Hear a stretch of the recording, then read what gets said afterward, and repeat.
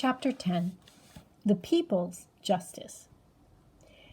If you love the law the way I do, you're given the job of a lifetime. You're permitted to address the most important legal questions of the country and sometimes the world, and in doing so, you make a difference in people's lives. On August 8, 2009, the day dawned like any other in Washington, D.C. Where Sonia Sotomayor was concerned, however, the day was like no other, feeling almost like a fairy tale where dreams come true. It started as a day of firsts. Sonia was to become the first Hispanic justice in the Supreme Court's history. She would be the first woman of color to sit on the Supreme Court. Where she was sworn in was symbolic too. For the first time, a justice would be sworn in at a formal conference room at the Supreme Court building instead of at the White House, and for the first time, cameras were allowed in to record the event. President Obama believed swearing-in ceremonies for justices at the White House in previous years sent the wrong signal. It could have given the impression that the justice was beholden to the president or would owe a favor. The president thought a break with 7 decades of tradition would show that her work would not be influenced by the executive or legislative branch of the government. A show of independence between the White House and the Supreme Court started with the swearing-in of Sonia Sotomayor. The Supreme Court building was the perfect place for a swearing-in ceremony. The majesty of the Supreme Court building. Created in 1789, the Supreme Court is the court of last resort in the United States. The Supreme Court building stands in the heart of Washington, D.C., across from the state capitol, regal in its role, the sacred place where the law is decided and the national ideal of justice is served. The Republic endures, and this is the symbol of its faith. Chief Justice Charles Evans Hughes spoke these words when breaking ground for the Supreme Court building on October 13, 1932. The building symbolized the importance and connection of the Supreme Court and the American judicial system. A few low steps lead up to the 252-foot-wide oval plaza in front of the building. On either side of the main steps sit large marble statues by sculptor James Earl Fraser. On the left is the female Contemplation of Justice. On the right is the male Guardian of Law.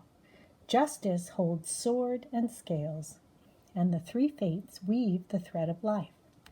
Bronze flagpole bases are crusted with symbolic designs of the scales and sword, the book, the mask and torch, the pen and mace, and the 4 elements: air, earth, fire, and water. 16 marble columns lead up to the main west entrance. The inscription above it reads, "Equal Justice Under Law."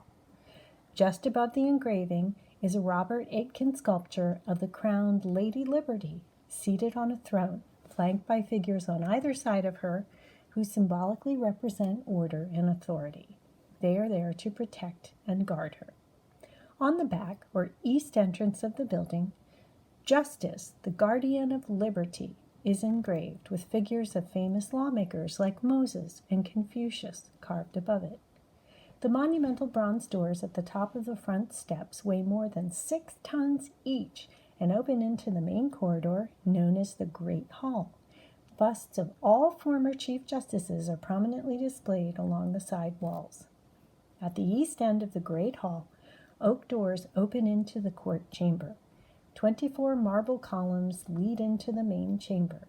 The raised mahogany bench where the justices sit during sessions was redesigned in 1972 into a winged shape. It provides better sight and sound advantages over the original straight design.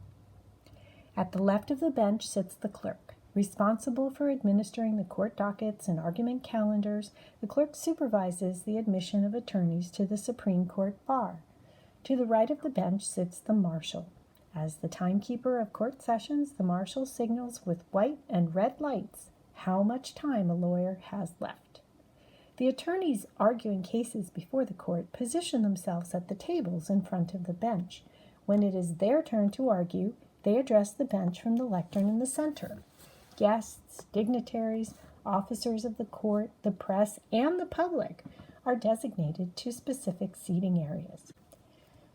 For Sonia, who had first fallen in love with the law as a result of reading Nancy Drew novels and watching Perry Mason on television, perhaps looking up past those columns into that engraving, equal justice under all, the reality was a bit overwhelming.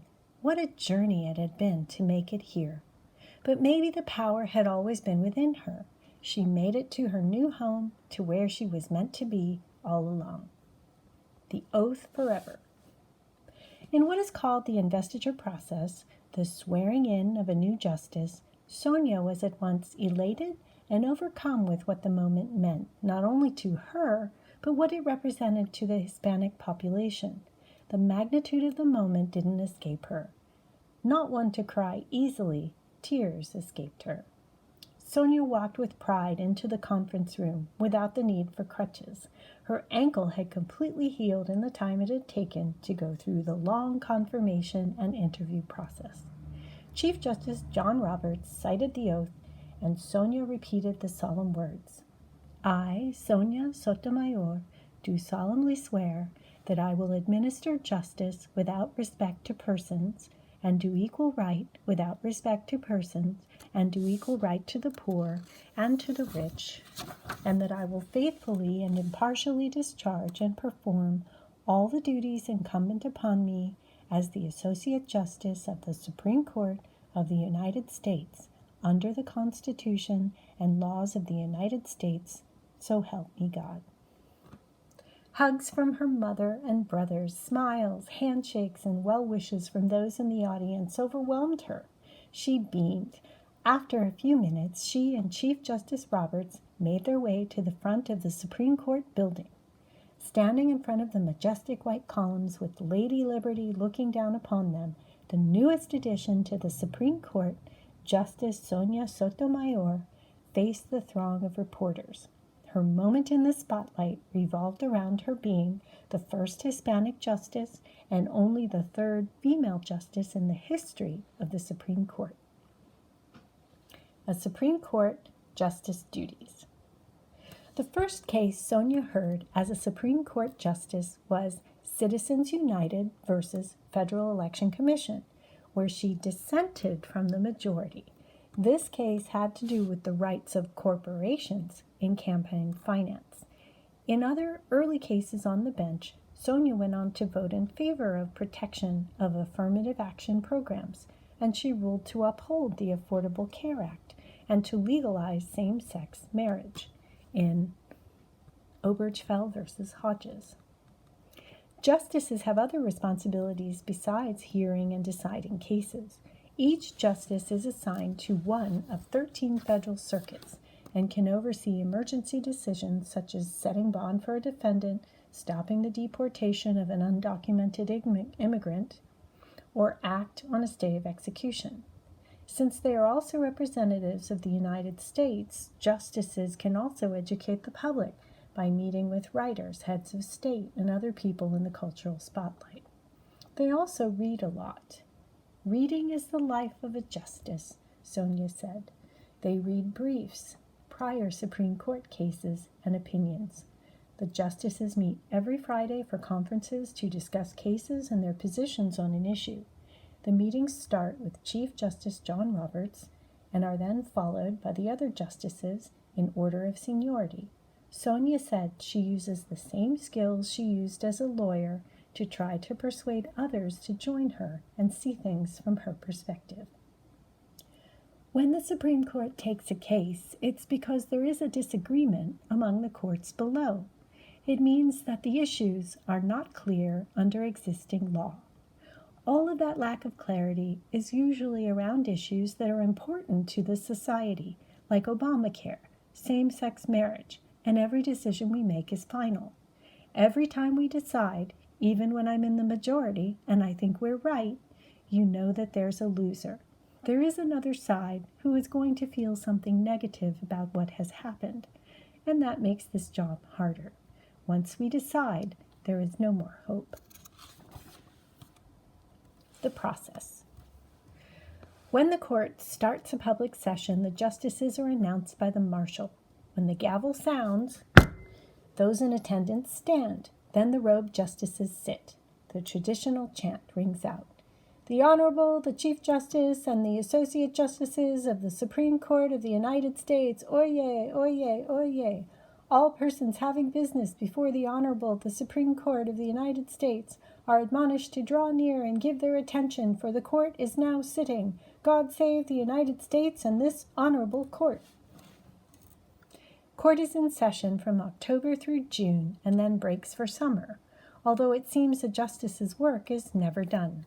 They usually spend the summers going over cases in their offices with their clerks and writing opinions. Approximately 10,000 petitions are filed with the court each year, and the justices must decide which will make it to the top of the recommendation list when they resume in October again. The rule of 4 governs their choices. If 4 justices vote to hear a case, then all the justices agree to it. They do try to hear cases that can impact the masses rather than just the 2 parties appearing in court. An example is a case where a student sues an assistant principal for searching a locker. This might become an issue of privacy rights of all students in public schools. Despite the strong disagreements that might arise over cases, the justices usually respect each other's intellect and good faith. Former Justice John Paul Stevens was Sonia's closest confidant in her first year. His patience in offering guidance about the law and judicial process helped her confidence grow. What Sonia practices in the courtroom. Justice Sotomayor slipped into her black robes without skipping a beat, looking as if she has always meant to be a part of the Supreme Court. Her practices remain the same as in her other judgeships. She calls herself a citizen lawyer. She asks a lot of questions, analyzes the material, researches on her own, and has little respect for unprepared attorneys. Known for her kindness toward jurors and the attorneys who work hard to advocate for their clients, she holds high standards. Her values that led her to the Supreme Court grounds her in her decision-making. She still works long hours and expects the same from her clerks. While she was not a religious fanatic, she did go back to her roots, and the Catholic in her often emerges in a way she acts or the values she deems important. A mantra she uses for empowerment in her job is, "Oh my God, help me," and she means it. Her decisions often argue for granting greater protection to the underrepresented members of society. She respects her colleagues and tries to get along with all of them, even the ones she usually disagrees with, because they are going to be there for a long time. Even with their differences, she knows they can reach conclusions that will serve the greater good. Nicknamed the lone dissenter, she is not afraid of being the only justice to stand on one side of a case, while all other justices rule on the opposite side of the case. She also writes out her opinions to explain her decisions. Sometimes, even as days pass and her experience on the Supreme Court grows, Sonia can clearly see the great divide of where she came from, her background and struggles, compared to the other justices. That difference did not have to be a negative factor in her personal or professional life. When you move from one world to the next, you can sometimes feel alienated from them all. The thing I do that helps me is to try to hold on to the positive of every world I'm in, she said. All her worlds overlap with the common elements of emotion, like love and caring, shared experiences, and memories. As long as I keep focused on that and less on the differences, then I find myself staying connected. Seeing each colleague as an individual helps Sonia respect their decision-making process with every case. A lifetime commitment. Seen as one of the most powerful Latinas in the United States, Sonia enjoys her work as a justice, but she never realized how difficult it would be. When she was a district and appellate judge, she took some comfort in knowing that closed cases would reach the Supreme Court for final decisions. Now that she's on the side of the bench where final decisions can impact the masses, she feels the responsibility. The Constitution states that justices shall hold their offices during good behavior. This means the Supreme Court justice's term ends only when they retire or from death, or they can only be removed from office by impeachment. In every position she has been in, there were those who didn't think she was qualified or could do the work. She proved them wrong. Sonia knew how lucky she was as she walked side by side with President Obama and Vice President Joe Biden down the walls of the White House toward the dream she'd had since she was 10 years old. She also knew she had worked hard to get there, to walk up the grand, expansive staircase of the Supreme Court building, to honor the law of the land, and try her best to do right by the American people. Even though some decisions can be controversial, nerve-wracking, or heart-rending, over the years she learned to trust herself and her decisions.